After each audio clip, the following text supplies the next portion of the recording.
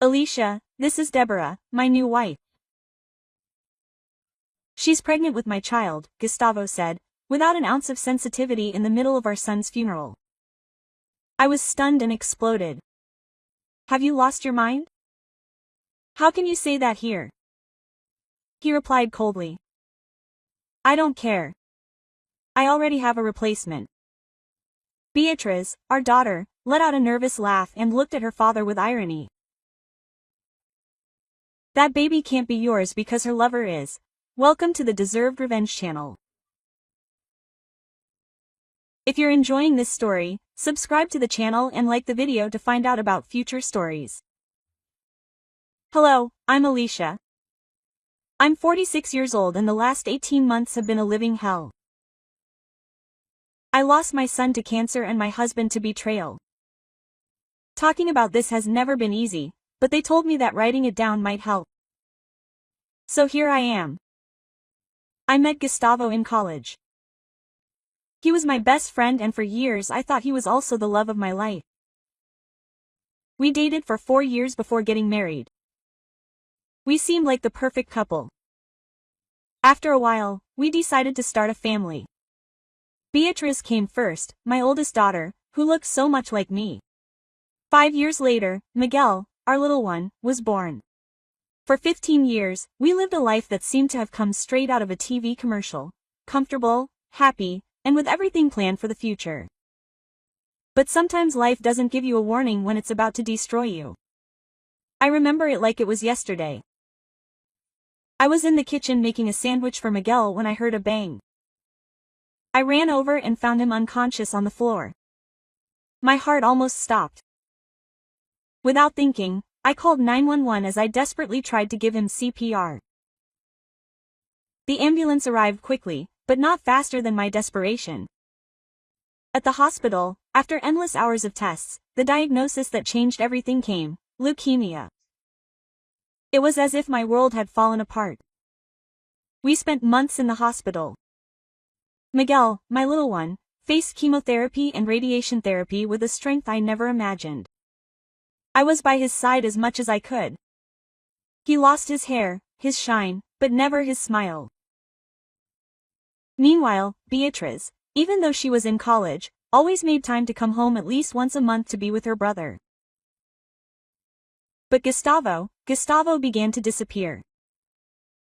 He buried himself in work and avoided facing reality.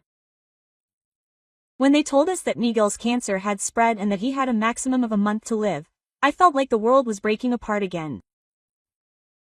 I asked for a leave of absence from work and Beatriz stayed home for weeks. Everything revolved around Miguel every second, but Gustavo was still absent. One day, Miguel, in that weak voice, asked me for something that broke my soul. "Mom, I want to see Dad. Please bring him." Beatriz and I promised to do it. I picked up the phone and called him. "Gustavo, where are you?" I asked, trying to control my shaky voice. "At work, Alicia." "Where else?" "I'm at the hospital now. Can you come over after work?" "I don't think I can. I'm very busy." I closed my eyes, trying to hold back my tears. "Gustavo, Miguel misses you, he wants to see you." "I would love to, but when I get home I'm so tired that all I want to do is sleep." My body started to shake with rage and pain.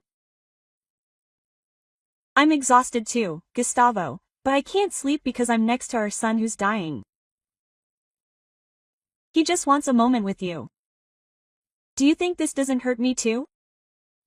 I want to be there too, but I can't. I don't want him to see me this exhausted. Miguel doesn't care about that. Gustavo just wants his dad." The silence on the other end was unbearable. Then he mumbled, "Tell him I can't go. Tell him I can't do it." His words were like a slap in the face. My previously controlled voice came out filled with rage and frustration. "How can you be so insensitive? He's struggling and he needs you. Why are you yelling at me?" He replied impatiently. I'm doing the best I can, but it's not that simple. I laughed, not in humor, but in pure desperation. I work too, Gustavo. If I can find time to be with Miguel, why can't you? Take the rest of the month off and be with him. He sighed as if I was the one being irrational. I can't do that.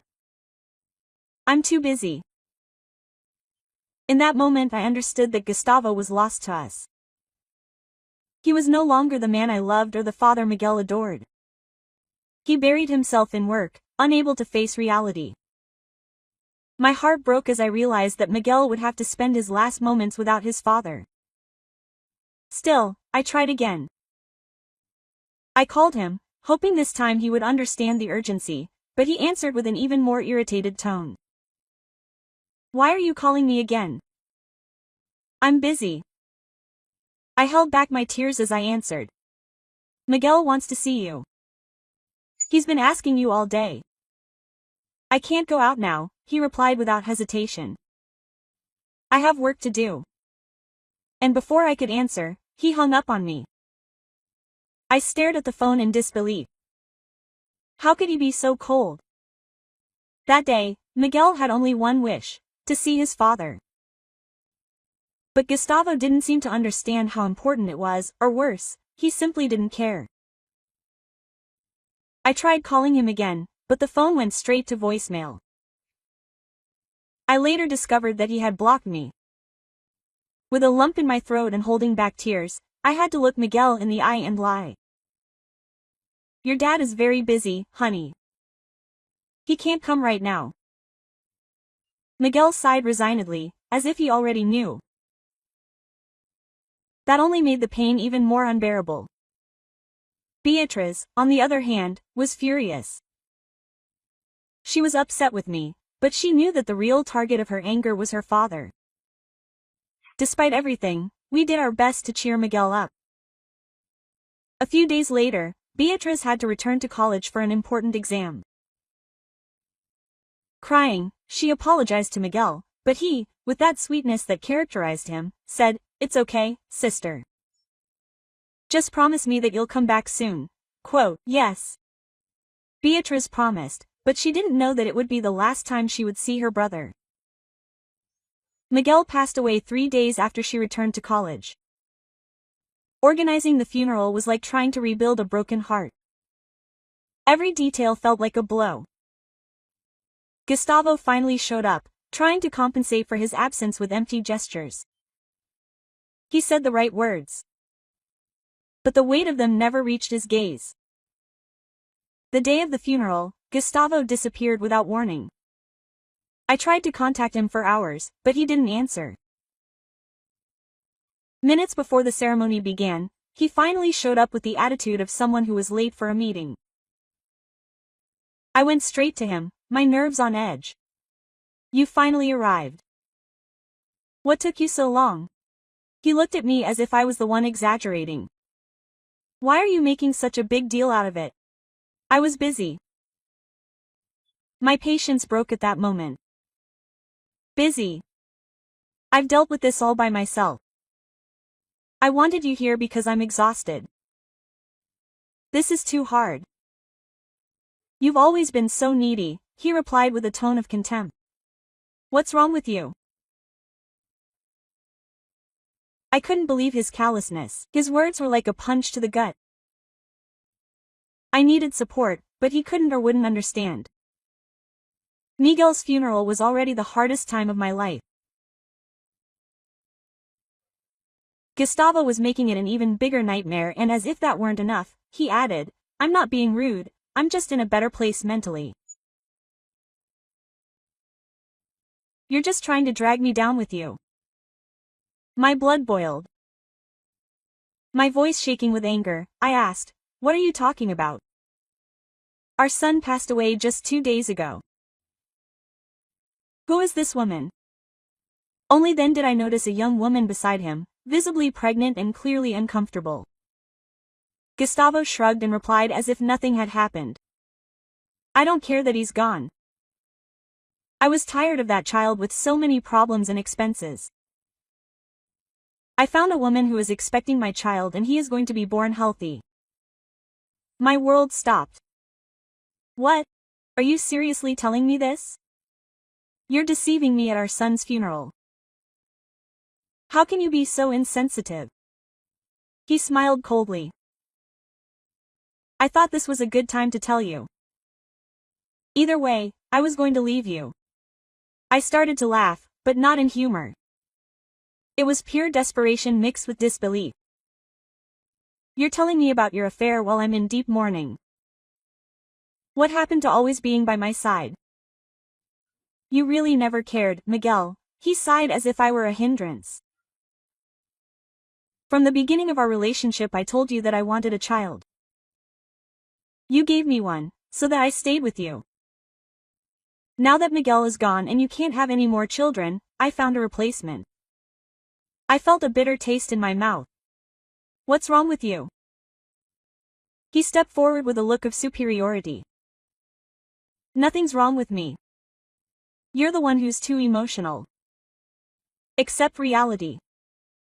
I already have the divorce papers ready and they'll be delivered to you tomorrow. My heart was shattered. So, this is it. You're going to leave me for another woman. Are you going to throw away our 23 years of marriage? She's not just any woman, Gustavo said with a coldness that chilled me to the bone. I've been with Deborah for over a year. I felt my whole body tremble. While I was dealing with Miguel's illness and loss, you were cheating on me? I didn't wait for a response, it wasn't even necessary. I looked at someone I thought I knew and realized that Gustavo was a complete stranger. I took a deep breath, fighting to keep it together. Maybe it's better if you leave. I don't want to be married to a heartless man. I need to be around people who truly care about me. My words were firm, but inside I was in pieces. It was like a storm was ravaging everything inside me. Anger, sadness, betrayal, hopelessness, they all came in waves that left me stunned. Losing Miguel was already unbearable. Not being able to hold him in my arms ever again, not hearing his voice again, was a pain I couldn't describe. And now adding Gustavo's betrayal to that was almost more than I could bear. He had chosen his own son's funeral to reveal his infidelity. I still wonder if he wanted to humiliate me or if I was simply too insensitive to understand what he was doing. Either way, I made a decision. I had to stay away from him. It was the only way I was going to survive it all. An hour after the funeral had started, Beatriz finally arrived.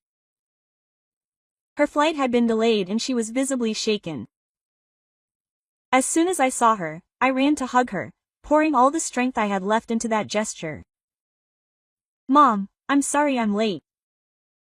I did everything I could to get here as quickly as possible, she said, her eyes filled with pain. I held her tight, feeling a little comfort in her presence. It's okay, honey. The important thing is that you're here. Beatriz tried to smile, but she couldn't. I feel horrible for not being by Miguel's side in his last moments. My throat closed up. I wanted to ease his pain, but it was hard when my own heart was so broken. Don't feel that way, honey. You did the best you could. He left you a letter. You can read it when you feel ready.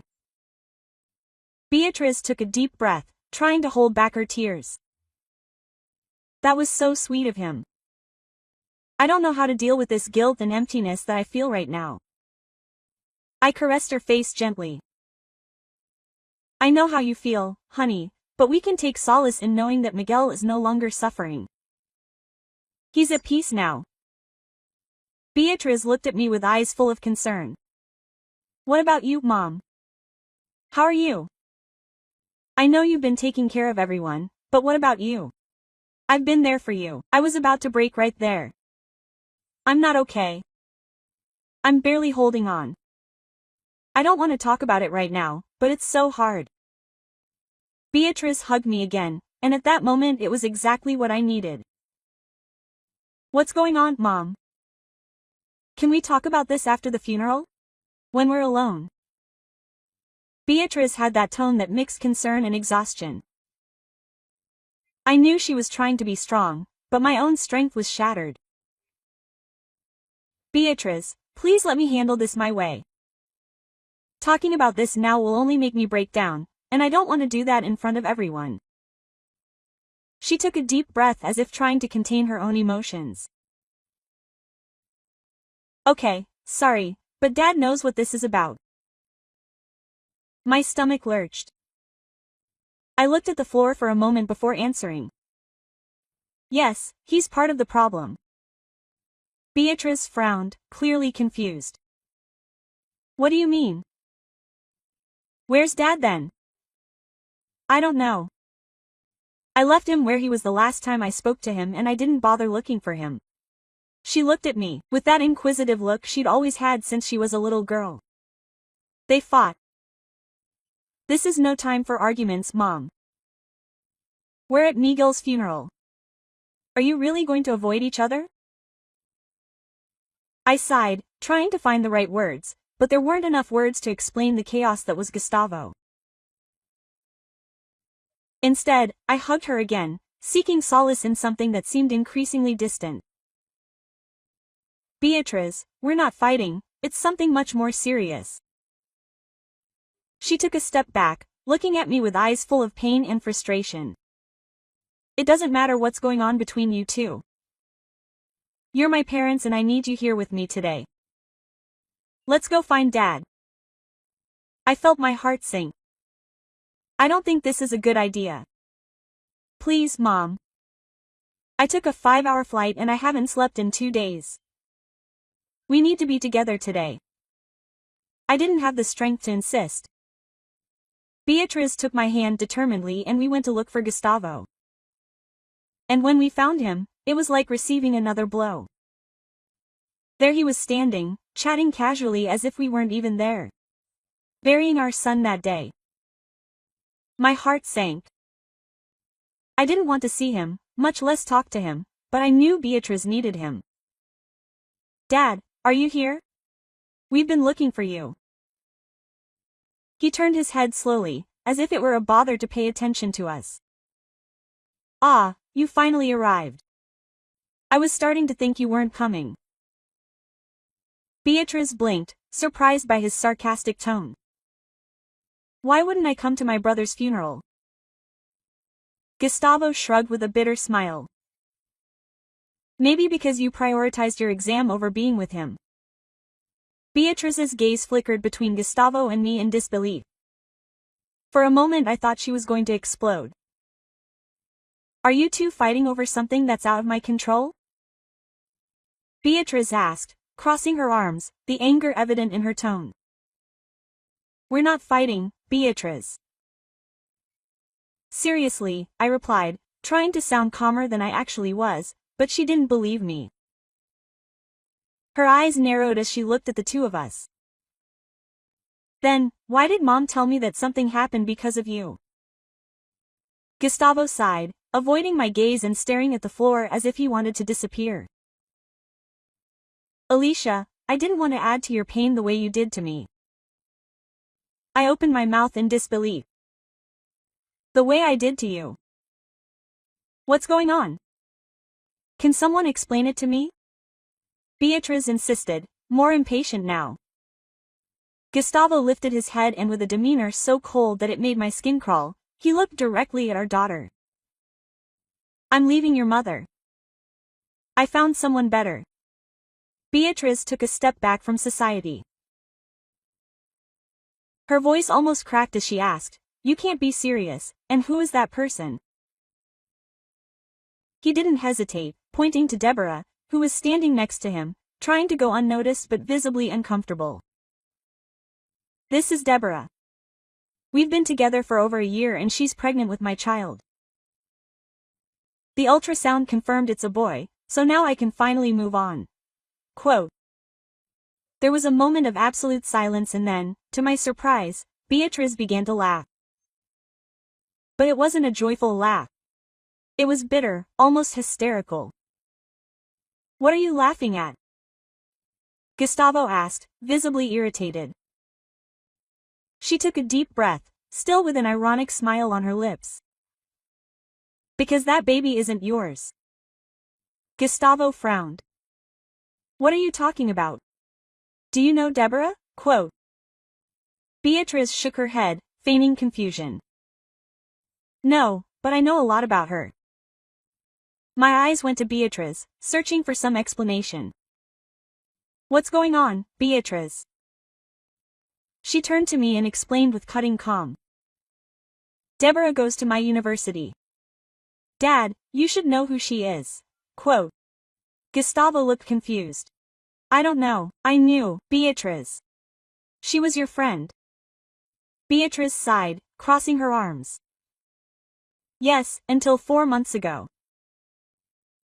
I was dating my best friend until he found out I was cheating on him. Gustavo raised his hand as if to end the conversation. With me, he interrupted. I know. Beatriz looked at him incredulously. And you're okay with that? Knowing that you were interfering in another relationship. What kind of person are you? Deborah, trying to save the situation, raised her voice. Enough, Gustavo. They don't understand what we have. Don't waste your time explaining. Enough, Gustavo. Let's go. They don't understand our relationship and I'm tired of them judging me. Deborah said, pulling Gustavo by the arm as if she wanted to get him out of some problem. Beatriz let out a dry laugh. Of course she wants to run away, she said with a tone full of irony. Dad, the person she was cheating on my friend with wasn't you. Gustavo turned his head toward Beatriz, confused and visibly upset. What are you saying, Beatriz? She raised an eyebrow, her gaze fixed. I'm saying that baby can't be yours. Deborah cheated on my friend with one of his classmates. She got pregnant by him, but when he wouldn't take responsibility, guess what? She ran to you. A heavy silence fell over everyone. Gustavo's face turned pale and he began to stammer. That can't be true. But Beatriz wasn't going to back down. That baby belongs to the other man, Dad. She's pretending it's yours because she knows you're going to pay for her and the child. Gustavo looked like a statue, opening and closing his mouth without making a sound. Deborah tried to save the situation by speaking quickly. Let's go, Gustavo. She's just trying to ruin our relationship because she's hurt. Beatriz stepped forward, looking her father straight in the eyes. Dad, maybe you should take a DNA test before you accept that child as yours.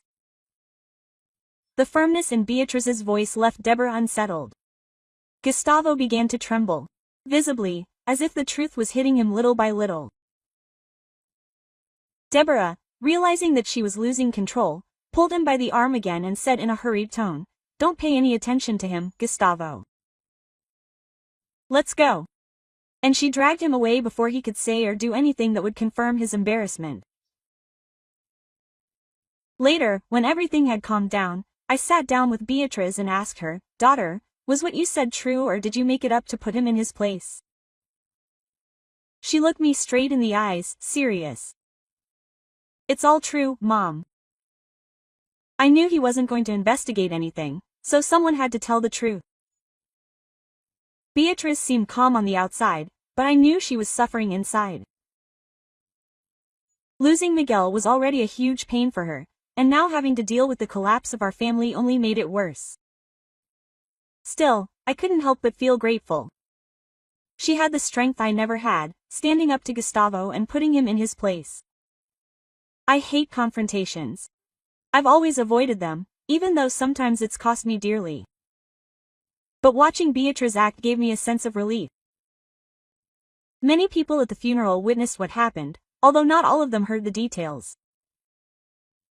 That day was a mix of sadness and revelations, but it was clear that Beatriz and I came out closer than ever. Thankfully, no one commented on the incident. Instead, they gave us space to grieve the loss of Miguel. Still, the pain was overwhelming. I hadn't just lost my son, I had also lost the man I thought was my friend. How could Gustavo be so selfish? What did I do to deserve this treatment at the most difficult time of my life? I kept wondering if I simply wasn't man enough to face the pain of seeing a sick son. Maybe it was easier for him to try to fill the void with someone else, but that's not something an adult does. After the funeral, Beatriz stayed with me for a week. We hugged, cried together, and tried to somehow get used to living without Miguel. During long conversations, we talked about what our lives would be like without Gustavo. It was then that I discovered the absolute contempt Beatriz felt for Deborah.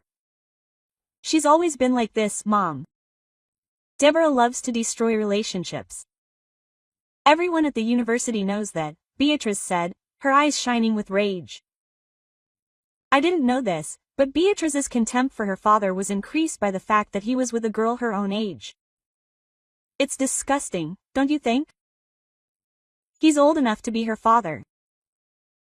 When Beatriz mentioned this, I felt my stomach drop. I was rummaging through it. It was something I hadn't even thought about, but now it all made sense. Just as Gustavo had said, the day after the funeral, I received the divorce papers. I wasted no time signing them and returning them.